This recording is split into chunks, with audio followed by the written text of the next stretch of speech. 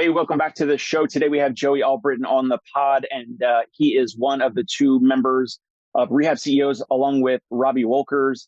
And I've known Joey for several years now. He'll have to remind me how long. And what they're doing now is certainly unique in physical therapy and helping practices grow and open new locations and expand. And today we're going to talk about marketing and sales, and two topics that I think, well, first of all, we don't learn them in physical therapy school. And two topics that are, near and dear to my heart and kind of like my areas of expertise, or at least competence. And then, outsource the other things like billing or whatever, and revenue cycle management. So anyway, Joey, welcome on the pod. What's going on, man? Hey man, thanks for having me. Yeah, I mean, I think it's been 6 years since we first met. It was back when I was still even considering PT school and I was learning just all kinds of stuff. And I think I built the Cash PT Mastermind course on ClickFunnels. That was like what I was doing back then. So it's been a very long time since we kind of hit all that. But yeah, it's been a long ride, and we're doing a lot of stuff with clinics. So marketing and sales is definitely my thing. Billing, I don't love it, but there's a lot of money to be made with billing too if someone's doing it the right way. So I'm not anti-billing. Right. Right. So yeah, you helped us build out like what we call the vault, and it was basically like audio files and video files of like our trainings. We had like a Facebook group. I think Facebook groups were still kind of popular back then, but definitely not like it is now. Yeah. And we had a whole bunch of like weekly trainings over a year or two or longer. And then you kind of helped categorize them and kind of put them in like a course format that was kind of, I don't even remember if it was like searchable or whatever, but yeah, you helped us a ton with that. So now tell me a little bit about what you're doing with Robbie, who you guys help, why you're doing that. I mean, obviously we're going to go into the marketing and sales and kind of talk about almost like a, no pitch, like free training. We're talking about how we can help Yeah. practice owners on this call. But a little bit of a background of what you guys are doing specifically. Yeah. So for us, I had my own business where I just helped marketing and sales for physical therapy clinics for about 5 years prior to Robbie and I.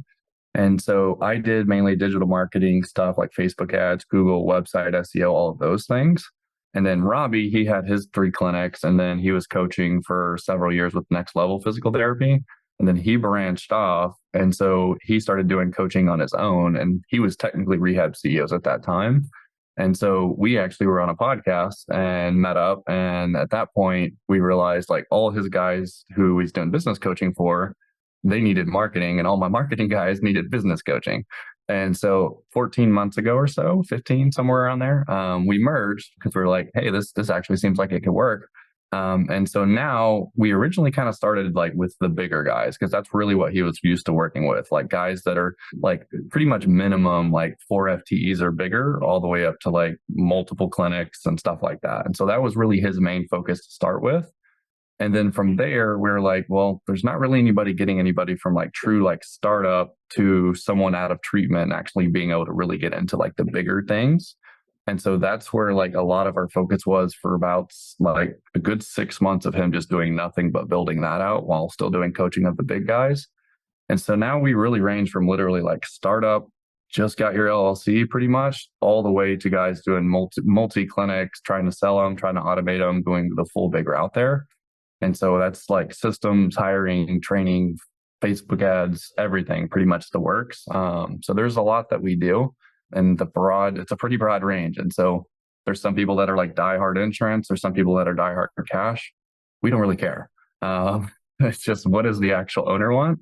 And we can make it work. And so I'm not going to like die on the sword for cash. I'm not going to die on the sword for insurance, because we can make it all work. And I think that that's really what matters the most, is what makes sense for the business in that area. Because I think that's something that's lost a lot, is like blanket recommendations for everybody based on someone else's like predetermined thing that works best for them. Yeah. So we're going to talk about marketing and sales being basically the conversation, I think, really on the phone, or you could argue like some of the words on the website and then the ad, and then how they, the interaction with the prospective patient on the first phone call, whether that's your front desk or admin person, or if you're solo, it's you, the therapist, talking to the potential patient. I think you and I have talked before, but like basically my mobile practice here, Concierge Pain Relief in the city, in New York City, basically, if I didn't have Google ads, I don't know what I would have done.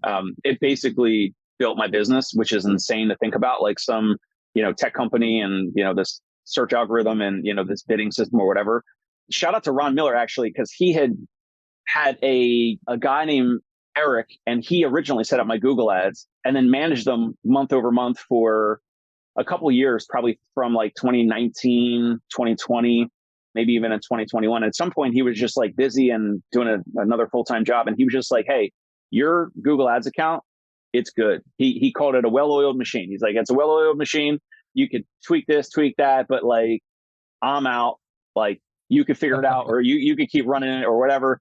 And so really all I do is I'll just dial it up or down, and I don't really change much. I have changed like the locations of like targeting, and certain zip codes are not, based on which therapists I have and which areas that they're covering or whatever. But in terms of marketing, Google Ads basically built my practice, and it's word of mouth is great and it's vital, it's needed, but it's not as measurable or predictable when you actually kind of need to turn the faucet on. So in terms of marketing, what are you saying, whether it's Google ads, like you said, everyone's different. Facebook ads, for whatever reason, haven't worked. I've tried a couple of different folks. They just apparently don't work in New York City. I don't know if New Yorkers are skeptical or our ideal clientele that are going to pay a lot of money for home visits are potentially not on Facebook or don't trust ads on Facebook. I don't know what it is. I know Facebook ads work in other places. So what are you seeing right now in 2023 that maybe moves the needle, not for every practice owner, but has a good approach of moving the needle for practice owners growing? Yeah. So I mean, there's a lot to unpack there. But I will tell you, in New York, it can work, but New York is one of the harder areas because y'all are so like have these big pockets of like densely populated good and bad areas.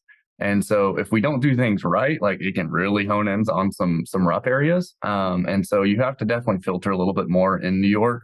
It is like probably one of the only like places that is kind of a very unique place. Like everyone always tells me like, oh, my place is unique, but like usually it's actually not. New York, we actually do run our ads differently in New York than we do in other places, which is kind of weird. As far as like what I think is the go-to marketing thing to move the needle, it's going to depend on the actual size of the business and how long they've been in business. And so when someone starts out, they don't have all these referral sources. They don't have all of that big equity in their list. They don't have all of those things. And so for startups, pretty much all the way until they at least have about owner and 2 FTEs, Facebook ads is going to be the primary source because I can't force someone to give a referral. I can't force someone to search physical therapy near me. And so the only thing that leaves you is doing like in-person marketing and workshops, which that still takes some time, or you've got Facebook ads or you've got postcards. And depending on your audience, like postcards may not always work, especially if we're going like active gym goers and stuff like that. They're not super receptive to mailers. Where if we're like Medicare, you could go without a lot more. And so essentially, and when I say Facebook, it's Facebook and Instagram. You literally click one button and you're on both.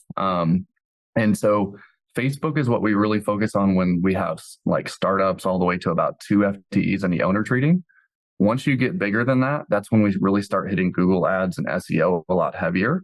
So that way we can really make sure we get those, because really we want to build a business where people actually want to come. And so when you're looking at the things of how these people are that come in, like you should be able to be around like 85% or higher conversion rate on referrals. For Google, you should be at least in the 60 to 80%. Facebook, you should be in the 20 to 25% as a minimum. I have people that are at 45, 50%, but like 20 to 25 is kind of the minimum there. But I can literally turn on Facebook ads and we get leads overnight. I can't do that with Google. And so we want to use really Facebook ads for the bigger guys for really only 3 locations or for 3 reasons. That's we have a new hire we need to fill quickly. We have seasonality slowness. So like for you, you've got a lot of people who leave the city in certain times, or we've got deductibles resetting. We've got all those things if you actually know your yearly trends. Or essentially we have a new location because we have like a full process of what we do when we do grand openings and everything like that. And so those are really the only 3 reasons a big clinic should be using Facebook ads. So like out of our big guys, the ones that are full, like only like 30% of them are currently on Facebook ads. It's Google ads and then SEO, because we've already started to build more of the infrastructure of like getting referrals from their actual existing patients, how to build relationships with physicians, other businesses and stuff like that. And so a lot's just dependent on how big you are. And then all of those other things there kind of start to factor in of like, do we do Facebook ads? Do we do Google? And then some people, if they're just like, I just want to grow as fast as we possibly can, we're hitting everything.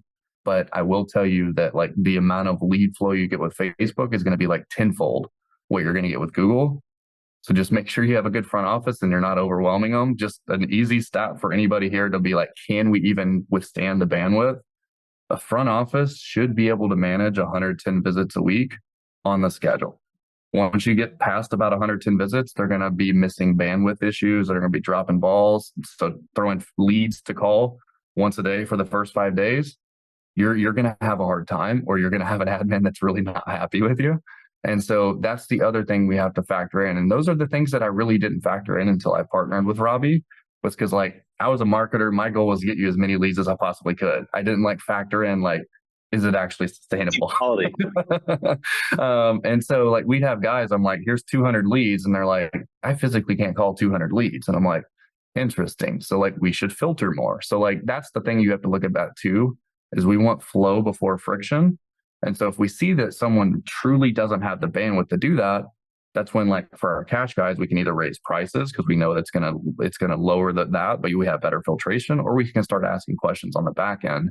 So then it's not putting too much work on the front office. So that's kind of what we're seeing. TikTok ads, don't waste your time. Don't do anything like that. TikTok in general for local businesses, you should not be doing. Blogs, you shouldn't be doing. Like most of those things are just not worth people's time. And that's really like paid ads are really going to be the main way to do it kind of across the board. But SEO is still very, very strong. It just doesn't happen overnight. Right. So just to recap, so you said around maybe on average 80% for warm word of mouth referrals, which because someone's recommending Dave or Joey or whoever, and they're kind of already like pre-sold, and maybe even like whatever the money is, just pay them. Like, that's how some people refer. Like, it might be a lot of money or more than it is somewhere else, but it's worth it or whatever. So that makes sense why there's a high conversion. Then you were saying like Google ads maybe in the 50-60% range with conversions, and then Facebook down at like 20%. And just to kind of review that, so basically Facebook, again, it's like interruption marketing, right? So you're getting in front of these people that are scrolling, they're in escapism mode, they're in entertainment mode, they're looking at pictures and videos of friends and families and these meme accounts or whatever it might be, politics, sports videos, ESPN, whatever.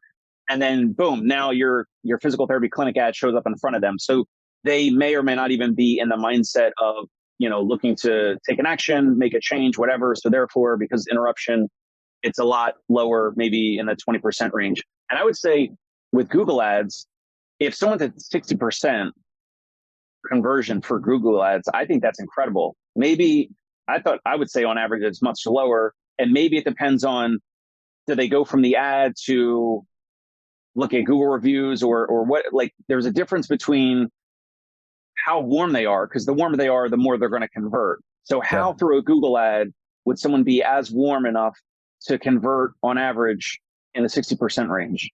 A lot will depend on how your website's built too. So there's a lot of people that focus like so much on the people that are really not solution aware. So essentially solution aware means like they know they need physical therapy. They're just trying to find the physical therapist. A lot of people have so much extra stuff on like back pain and very like minor things. And people are still trying to figure out like, where are they actually like, is it my back? Is it my, is it my hip? Is it this? Like, they don't even know if that's actually what's causing it or if it's even fixable, much less if physical therapy can do it. And so we actually don't hit on a lot of those things, because we found if we just have more opportunities for people to just ask simple questions, they'll be able to go through that process of actually discovering physical therapy is the right thing. So like having a chat widget on their website, having an option for someone to actually ask a question instead of someone downloading an ebook that's worthless. Because like if I'm 9 out of 10 pain, like I'm not going to go read an ebook. Like I need to figure out what I need to do. And so like if we can focus on the ones that actually know a little bit more of what actually the solution is, and we have options for the ones that maybe don't necessarily know it, but they're talking to a person faster, we see that expedites the sales cycle and you have significantly better close rate in that aspect. But the other thing is like we build authority on all of our sites. Like when we do Google ads and SEO for anybody, we don't do that on anybody else's websites anymore, because we tried that and we realized that like you get a bunch of traffic, but their stuff isn't really built for conversions and building that trust faster. So like on the top of every one of our websites, we have like authority pieces of like best of awards, how many reviews they have, like all of those type things, to where like the moment you get on that page, you know you're in the right place. When someone actually submits a form, there's more reviews. We've got testimonials everywhere. And so instead of hoping someone happens to go look at your reviews, we facilitate that like almost as a requirement for the website. And then we call it the authority sequence. And so that's literally like everything that the front office needs to do from the time someone's a lead to actually coming into an eval. So that's the mix of like how they talk to people, how they should actually follow up as far as speed, what emails should be going, what should be in the emails, all of those things. And when we've just implemented those emails alone, we've had people literally have their cancellation rate drop by 50% just by adding that. And so when we start to do those, that's how we can really consistently get it into the 60 to 80%. But the thing to think about when you're talking about Facebook, the reason that's so low is like, yes, it is interruption marketing, but really the reason the other ones are so high is because they already have so much trust. So if I see someone on Facebook, they're not willing to overlook the gaps in your sales process that everybody else was, because they don't have the same level of conviction that someone pushed over to them. And so if we can start to build a business that can actually convert with Facebook ads, Google ads and referrals and all those are going to be a walk in the park, because we can literally take a stranger who's scrolling while they're on the toilet, realize they have some shoulder pain. All of a sudden they're thinking like, this is the best place I could possibly ever go to. They know exactly what I need to do. I need to come in. And so that's really the other beauty of Facebook ads, because when you think about it, man, it's like, when you're in PT school, you're trying to figure out like, hey, where's the vertebrae? You don't know where stuff is. Like, you don't know anything. You just haven't had enough reps yet. And then now, like, if you're trying to do any treatment, you don't even think about it. And so the reason that a lot of front office people and a lot of people have issues is they just don't have high enough rep of actual practice. And so that is the nice thing about Facebook, because like you can only get so many people searching, so many referrals. But if I turn on Facebook ads and you're just getting lead, it's just a very, very fast learning curve. So then you get everything else start to really kind of go up because of it. Got it. And the landing pages, or is it landing pages that you're saying that you're using that are branded with badges and the reviews and all that you guys help practice owners with, and it's not a page on their actual website? We kind of do both. So we have squeeze pages, so landing pages where people go, but a lot of our stuff really pushes to the website because it's kind of a multi-factor. So we used to just do only landing pages. The issue with only doing landing pages is people want to poke around.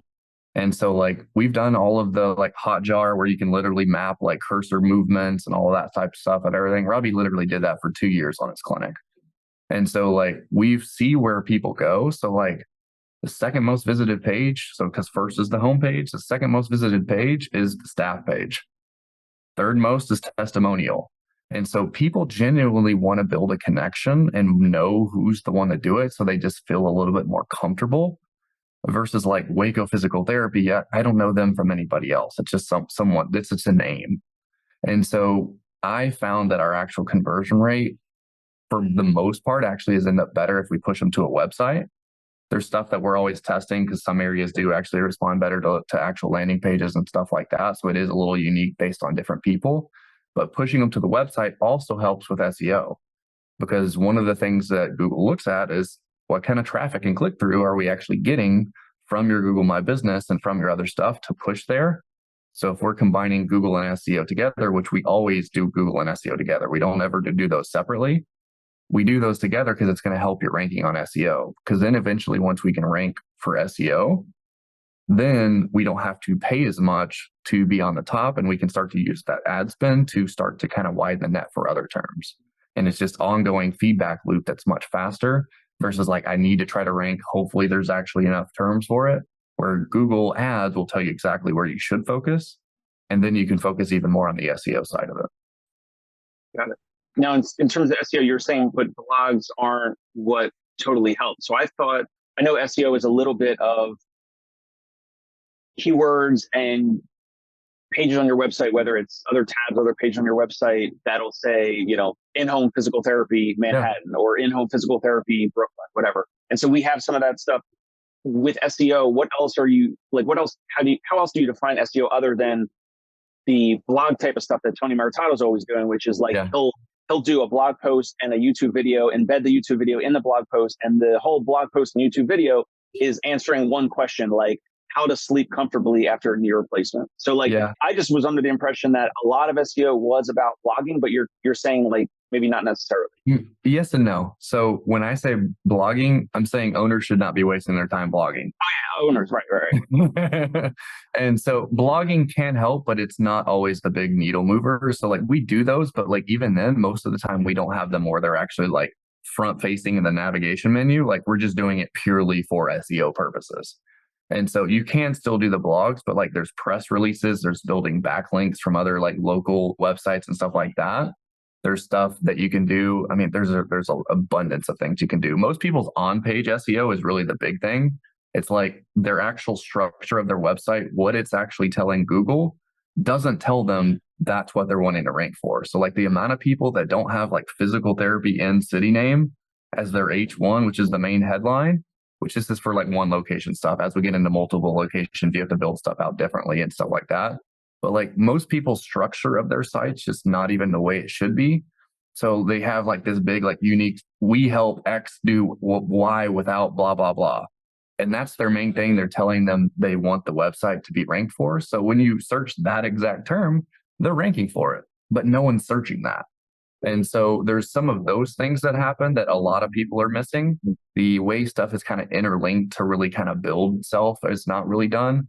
And really almost the biggest one across the board that I see, regardless of company that they did their stuff, is their mobile speed is not good. Because if you literally go to like Google Page Speed Insights on that, when you run it, which over 50% of your traffic goes to mobile. And so when you run that little test, on that little test, your speed should be 85 or higher. And almost every single person that we ever come in, they're between 30 and 65. And so that hurts the user experience because like people have ADD, like they're literally clicking on it. If it takes more than half a second, they're like, what's going on? I can't wait for this, despite the fact that like, yeah, 10 years ago, it took you 10 seconds to even get onto desktop. But that's just the day we're in. And so like we have to make sure we optimize for that because Google looks at those things because if they go to it, immediately back out, they're considering that essentially a bad user experience and they don't want to keep doing that to people. And so there's a lot of factors that really go into it. And to be honest, I've got an entire team that does all that. I'm not the head of SEO. So like what I told you is probably the depth that I could tell you on that. We'd have to have Bryant on here to actually tell you more on that. But that's a lot of the stuff that like is very glaring kind of across the board that people just aren't doing. And then from a Google My Business, because there's the website ranking and then there's the Google My Business. The big thing that I'm seeing on Google My Business is most people just don't have enough reviews. Because like when I see people that are 5, 10, 20 years in business and like you're sub 100 5-star reviews, I don't understand it. Like there is a lot of stats of like, if you're over 200 5-star reviews for a service-based business, typically you're going to be making 40% more revenue just by being over 200. And so people are afraid to like incentivize, have contests, do stuff like that with their staff. And then they wonder why like, oh, my staff doesn't want to ask for it. And really, the only reason a staff doesn't want to ask for it is really for 2 reasons. 1, they don't know how. Or 2, they're afraid that they weren't good enough and they're going to be told that they weren't good enough. And so if we can conquer those things and incentivize them to actually do it, they're going to do a lot more of that. But then you need to also have fail safes in place. Like we've got a Google review campaign that like we do typically quarterly ones that are like real big pushes. We've got someone there, our record holder got 153 5-star reviews with 1 email campaign. And so you can kind of pick up all the slack of when people start to not do those. But like we've got someone down in West Chase, Florida, they got 730 5-star reviews. They don't have a marketing problem.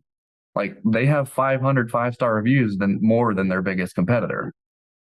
Like they don't have a marketing problem. They don't have a hiring problem. They don't have any of that because everybody wants to go to the place that has 500 more 5-star reviews because Amazon literally has trained us to not buy anything without looking at a 5-star review. And so I think more people should be spending more time focusing on that. And so we do a lot of that for clinics because we just know people are people and like you train your staff and then a week later they stop doing it because they forget about it and stuff like that. And so we have things in place from like QR codes. We've got posters. Like this is easy. It's kind of a silly hack for anybody. Get a poster, put a QR code on it so it goes to your actual Google My Business to leave a 5-star review. Put it in your bathroom. When people are doing their business, they've got nothing else better to do. The amount of 5-star reviews you will get from that poster is absurd. But make sure you have clean bathrooms. Otherwise, you're going to have a lot of 5-star reviews about dirty bathrooms. I think that would just be table stakes, but yes, good reminder. I have to say it because we've seen it happen. So, and that right there, that hack of having that maybe on the bathroom stall door that's facing the individual in the restroom, that takes basically no money. You just print out a QR code, you get the link from Google. You could just look up a YouTube video. We don't have to go into it, but you can just look up a YouTube video on like how to get that code that directs to like directly, not to the profile, not to the Google My Business profile where they have to scroll and then click on reviews. But there's that direct link that puts them right into, you choose the number of stars and then you write your review and then you hit post or submit or whatever. So that's a great little hack. And it's basically free. Yeah, there's a ton of those, man. Like if you do like that, you've got the QR codes, you actually train your staff how to do it. You have emails that go out based at certain times. Like there's so many of those small ones because like a lot of people are always looking for like the silver bullet, but really it's just these very small things that we layer on top of everything. Or like the other thing that people don't realize is like when you open a new location, what we do is we'll actually send our list from our first location or a second or whichever one you have before then. We'll send an email campaign to that one, but for the one of the new one. And we've had people literally open and they're like week 1 of opening and they've got 85-star reviews. And so like you're already going to have such a big inherent advantage of like versus starting from scratch. Because again, Google ads, they only work so much if I'm like, because there's the map pack. So there's like the top 3 that show, and then there's usually an ad on the top. If you're paying all this money to rank, if you have 0 5-star reviews when you first open your location, no one's picking you. And so that's the thing that I think people really don't realize, like why some of this stuff is so important. Because like when someone tells me Google ads don't work, and I'm like, yeah, it's probably because you have 2 or 3 people that have more 5-star reviews than you. And so I'm never going to pick the one that has less 5-star reviews unless I go to the first one. The website's awful. It's like I literally can't do it. Then you go to the second one, because in healthcare, like no one wants not the best outcome. And so like they may realize financially they can't afford the person that's going to give them the best outcome, and then they can go to the next one. But like we don't want to give them that option. And so that's where like all the social proof and that like, and that's where like I think people think you have to hard sell everybody, but your marketing should do most of the selling on the front end, to where all you're really doing is just helping them make a decision, which is really all sales is you're just helping them make a decision. They just don't have all the data, because if they knew what you knew, they'd already be doing physical therapy. And so we just have to give them enough information to make the decision. And then we just have to be okay that like, if they work with us, cool. If they don't work with us, cool. As long as they make a decision, that's literally all that matters. And so when we divorce ourselves from the actual like outcome of like, did it work, but we control what we did along the way, that's literally all we can do. Because like I could literally do this entire podcast. I'm like, this was an awesome podcast. But then Dave gets off and he's like, I hate Joey. I can't control if Dave hates me, but I can control what I did on this side of it. And so since we can actually control that, most people want control. And so we just have to focus on those things that we can.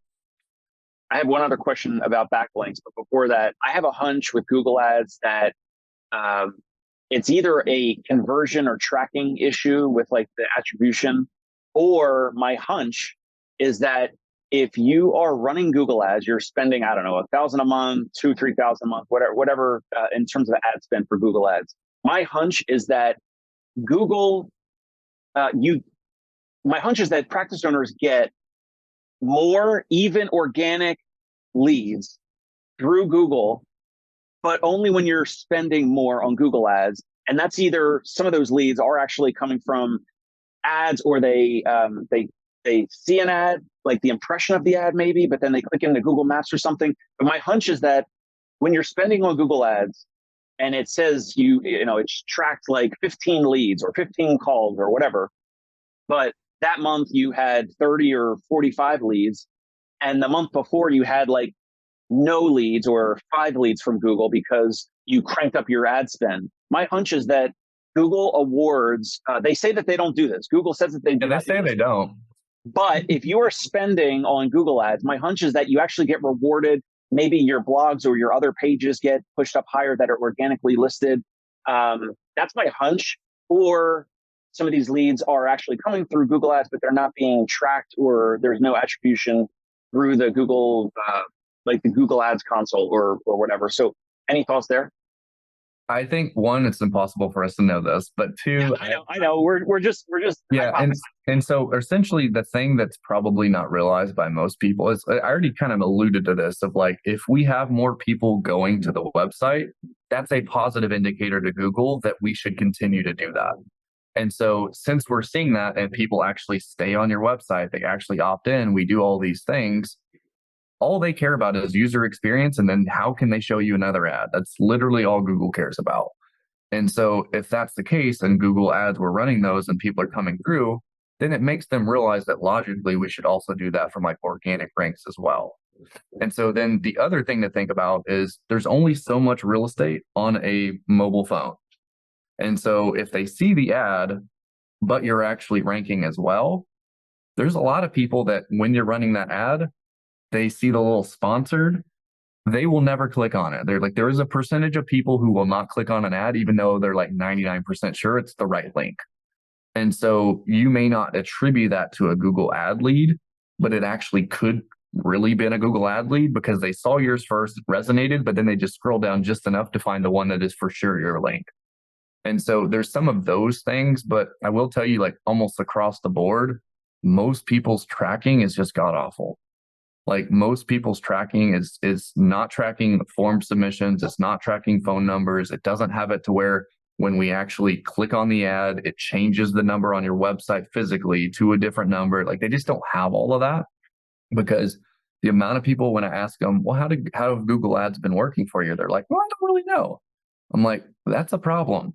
Uh, like it's like treating someone for 10 weeks and you're like, I mean, maybe they're getting better. It's like, what do you mean? Maybe are you not doing any type of retest? You have no outcome measures. Like, are they saying they're like, you're just blindly spending money? And so I think sometimes it's people just don't know what they don't know. I think unfortunately there are a lot of companies that just kind of like pull the wool over the eyes of a lot of people because like they can't really get the results either. And so it is tough for owners because like for anybody to expect you to know how to do all the coding and do all the tracking and all that, like it's unrealistic. Like it's confusing. That's why we literally like one of our employees worked at Google. Like we didn't have the level of tracking that we had until we had him. And so it is a tough thing to do, but it's like it's definitely a necessity because I know you said that like ads can be set it and forget it. I'll tell you the amount of accounts that I've been in that where someone said that, hey, I had someone manage it and they set it and forget it. Like I had someone that was showing up for Greenville, South Carolina shoe cobblers.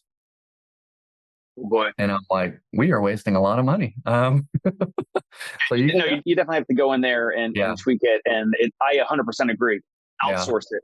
Outsource it. Use someone else. Pay someone. Pay Joey and Robbie, whoever. This is not a paid placement. Joey's my buddy. But like pay someone to do it the way that we want our patients to show up and pay us instead of going on YouTube or Instagram and just kind of, doing their own back rehab or whatever. Like we're always on the same page there. I think most people listening or watching can agree. Like we all should use specialists. Like if you guys are, if a practice has billing issues, like outsource your billing and like use a billing specialist. That's all they do. If you're having billing issues or your billing person is moving or whatever. So use a specialist, especially for things that like Google ads or Facebook ads where there's like the ads manager and it is not, it can look overwhelming. I mean, I've been in our Google ads manager for years and I was just changing locations and I was just, messing with it recently, but that took a while. The first probably year or two, like going into Google ads manager, it looked like, Mandarin. It looks like something like I wasn't trained for, didn't know anything. I felt like I couldn't touch anything because I didn't want to mess anything up. And if Yeah. you feel that way, you certainly should outsource, get some help. Yeah, and Google Ads is more forgiving, of course, because like it can't fatigue. Like Facebook ads, your actual stuff can fatigue because people have seen it so many times, they just start to ignore it. So Facebook is definitely more so like you live inside there. Like we literally touch every ad account twice a day. Google Ads, you don't have to hit it near as much, but if you don't do it, you can also be just blowing through money too. So they both take some and they have different aspects of that. But yeah, it's definitely one that you could lose your butt on if you don't do it right. Yeah. Swinging back to backlinks, I have a question. Like, I was going to ask this to Tony Maritata recently. I haven't had a chance, so I'll ask you. I think having like a partners page or like a page where it's like, here's the folks that we refer to that we're partnered with. Maybe you list physicians, maybe you list other physical therapy clinics that are further away, or it's like, I don't know, wellness studios, personal trainers, whatever it might be. Good idea, bad idea? Yes and no. So from a backlink standpoint, it's definitely not a bad idea to get someone, because the way they look at backlinks is essentially how, I mean, really there's a lot of factors that look at backlinks, and I can't tell you like I know for sure Google's algorithm or anything like that. Anybody who tells you they know is probably pulling wool over your eyes. But from that aspect, if they show that this is a local presence, this is someone who's an authority in things that are similar to you, and they're backlinking to you. So when we say backlink, that's like someone saying like, hey, we actually trust this person enough to put a link on our site that then points to Dave's website. And so there's a good thing about that because it shows trust. It shows that people are actually willing to do that. So if you can do that, by all means. The thing to consider about that though is who you're actually partnering with, because I think a lot of people don't think about how someone else's brand can affect yours. And so brand is like, it's a very amorphous term and stuff like that. But like if someone does something bad that you're partnered with, then like that could be very bad reflecting on you. The other thing to think about is the invisible hand of like, let's say for our guys that work with like more active gym goers and stuff like that, there's 4 CrossFit gyms. If they get one CrossFit gym to be the one that's their partner, well, when the other 3 come see that they're partner with them, they are now probably not going to refer to that person. And so you could potentially be biting the hand that feeds you to try to get a backlink when in reality, you could just get more referrals. And so I have seen a lot of people do that. And there's definitely some ways you can do it to where like they won't see it. And really, is someone always going to go look at your website, check out your partners and stuff like that? Maybe, maybe not. But I have seen that to where like someone does that, or someone's like some of our smaller guys, they're inside like a subleasing space inside of a CrossFit gym. And then they wonder why none of the other CrossFit gyms want to refer to them. And so as soon as they move out of their own location, now everybody starts referring. And so I think sometimes when you get into those aspects, you could be trying to get more from your website, but giving away more from the referrals. And referrals are already going to be like better referrers anyways than Google. So I don't really love that aspect of it. And so there's other ways to get backlinks that you don't necessarily have to worry about doing that. But one way you could do it is if you wanted to do an interview series with people around you. And then it's a very logical backlink. So you're not saying like we're partnered, we're just interviewing the best of in our area, and you have multiple people there. And so then you could still get the backlink in a similar way because you could embed the actual interview on your website, and then it makes sense for them to want to link back to it.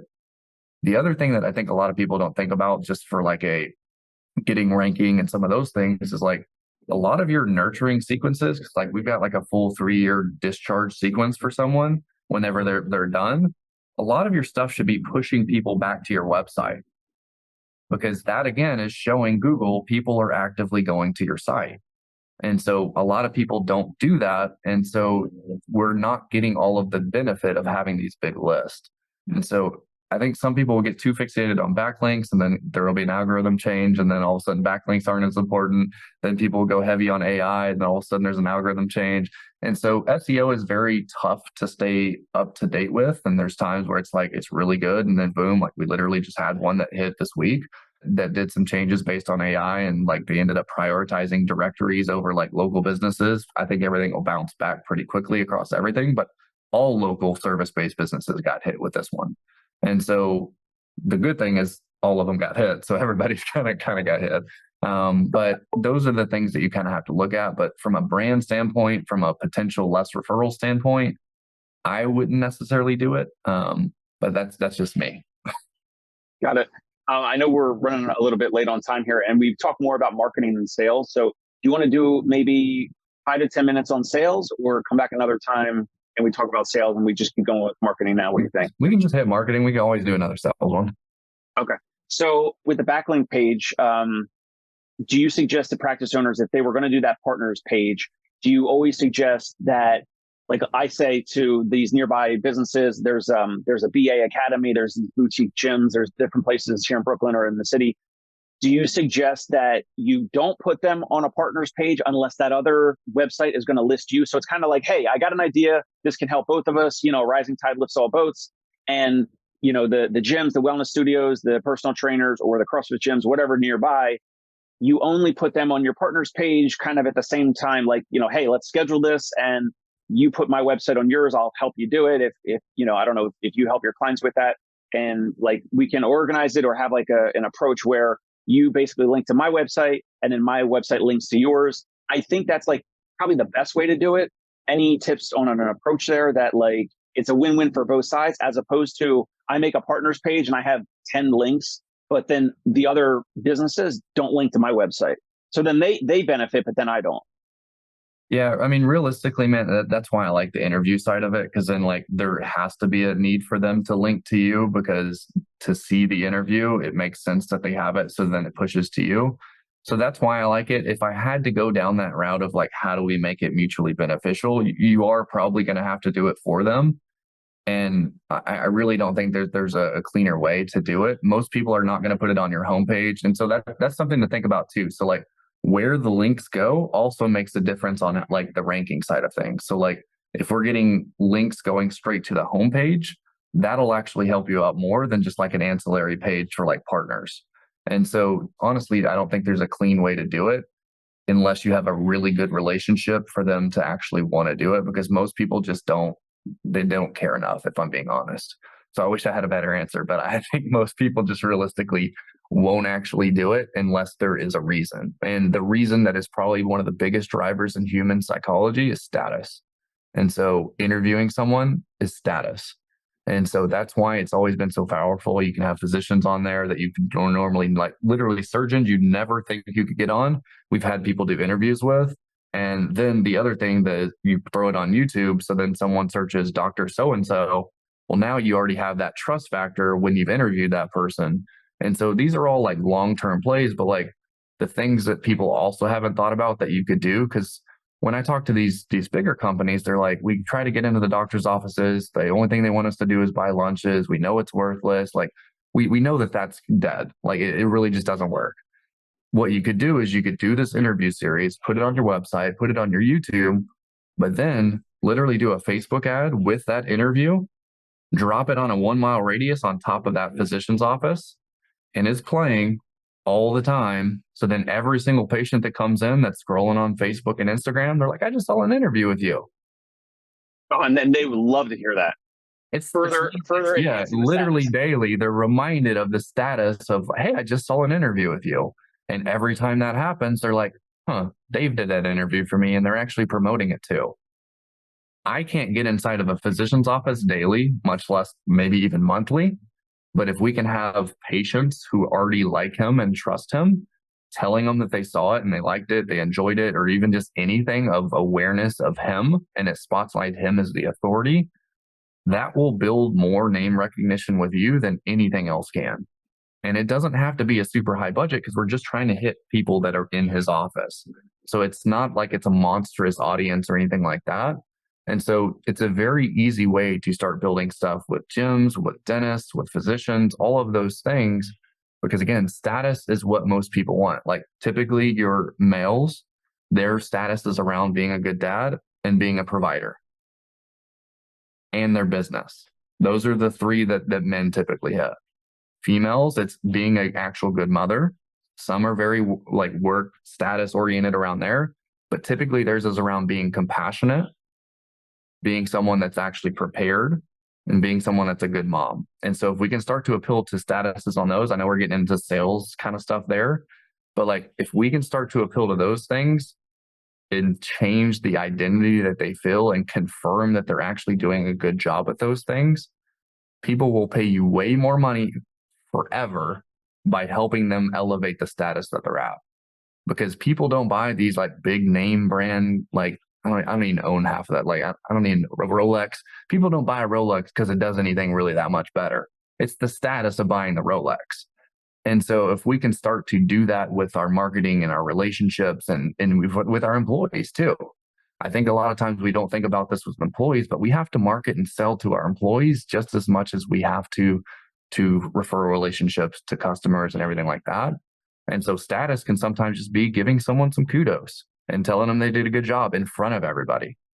It's different titles like the junior PT, senior PT, like you've got all these things that you can start to elevate status of. And like when someone exemplifies one of your core values, you need to actually let people know like, hey, so-and-so did this. This is a perfect example of core values. Like they're freaking awesome. And so it will all start to cycle in here because I think people only really look at like, how do I do Facebook ads and get more patients? But like it flows into everything. And that's honestly why I think why Robbie and I have done such a good job with this. Because like I'd never thought about those business side of things before. Because I before was like, how do I get more new leads? And he's like, but this. I'm like, oh yeah, I guess we do have to factor that in. Like there's actual humans on the other side. It's funny that you mentioned the thing with giving kudos to staff members. I was at a clinic last year, a practice owner that we were looking at either, partnering or acquiring. The deal fell through, but this practice owner allowed me to come in during working hours and like there were patients there and therapists and all that. That's usually not the case. It's usually like after hours, come see the office when no one's there because they don't want to like spook their staff members. So whatever.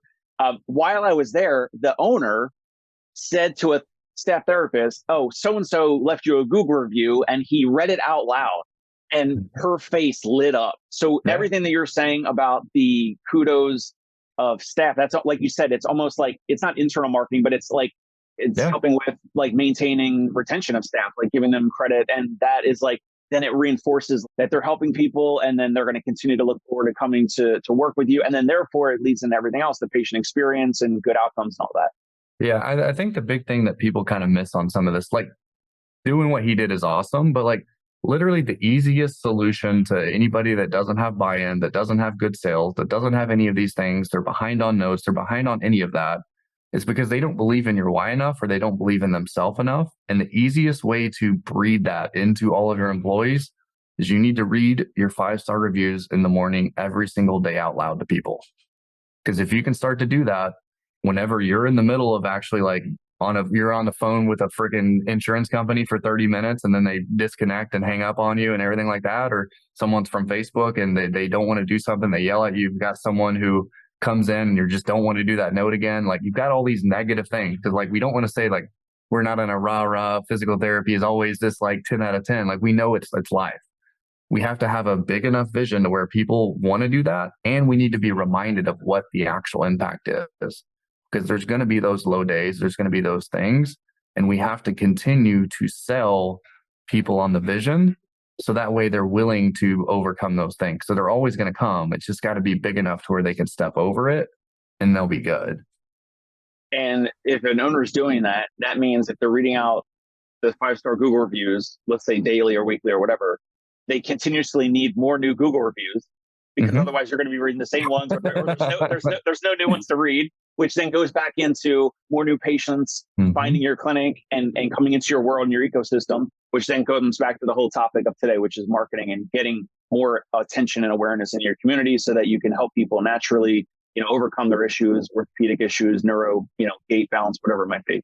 Yeah. Well, I mean, if people are inherently just like super competitive, so if we're reading them out and every single 5-star review is about Susie, but Johnny is never getting any of these, he's eventually going to be like, crap, I need to get my butt in gear and start getting these 5-star reviews. Or he's going to maybe not have a job later. And so it will naturally bring up the B players. The A players will bring up the B players because they feel like they have to do it. And then if we can start to have competitions of Google reviews too, to where it's like, because I like having individual winners, but I like having a team goal too. Because otherwise, like if Susie crushes it every freaking time, Johnny just knows he's not going to win. So he doesn't care. So you have the individual one, but then you have the team goal too. So then Susie will drag Johnny up because she's like, we got to get this. Like, I want to have this. And so I think that that's the other thing to think about too, is like, don't just separate people by each other. Otherwise you could pit people against each other. Like, we have to have team goals. Awesome. Good place to wrap up and pause for now. Joey, what's a good place, whether it's your website, LinkedIn, email? I know you're on Facebook a ton. You should absolutely connect with Joey on Facebook, because he posts very provocative posts. At least maybe not recently, but like in the last 6 to 12 months, very provocative, polarizing, gets a lot of comments. And every time I see it, I'm like, Joe, you are such a genius. So connect with Joey on Facebook. Where else, Joey, can they connect with you? Pretty much, yeah. So we've got pretty much on every platform now at this point. There's Rehab CEO's account. There's a Dr. Joey Albritton. There's a Dr. Robbie Wolkers. So pretty much any of those. But when in doubt, you can just go to rehabceos.com/media, and that will be all of our socials across the board. So that's the easiest way. Awesome. If you guys find this helpful, subscribe to the Dave Kittle Show on YouTube. And I think you guys are launching, or have recently launched, YouTube as well, right? We did just launch YouTube. Pretty soon we're on TikTok, we're on LinkedIn, we're on everything. So we're going to be doing probably 470 pieces of content a week within the next 3 weeks. So yeah, we're ramping up. So whether you like it or not, you're going to be seeing my bald head everywhere. Love it. Joey, we'll have you back sometime soon. Thanks for your time. This is great. All right. Thanks for having me, man. Hey, it's Dave Kittle. Are you a healthcare business owner or physical therapy practice owner who is looking to figure out your succession plan or exit strategy? We might be able to help. And in fact, we may be interested in acquiring your practice. If you're interested, you can reach out to me. Shoot me an email at dave@conciergepainrelief.com. That's DAVE@CONCIERGE painrelief.com, or you can call me at any time, 646-781-8884.